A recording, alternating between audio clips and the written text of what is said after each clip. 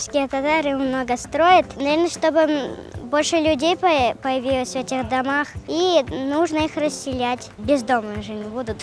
Крымские татары строят дома, чтобы не замерзнуть и там кушать. Если у тебя есть дом, там нужно каждый день убираться. Если ты будешь каждый день убираться, у тебя будет чистый дом. Чтобы там жили дети, внуки. Потому что много детей рождаются. У нас в семье 3 детей, это мало. Я хочу, чтобы у нас в семье было 4 детей. Крымские татары много строят, потому что им негде жить. Потому что каждая семья должна жить отдельно. Потому что их дети тоже женятся, и надо в разных местах жить. Потому что у них детей много. Папа строит дом, потому что их много. Надо их строить, чтобы они сами выбрали себе дом. Очень много людей живут в них. Если в доме не помещаются люди,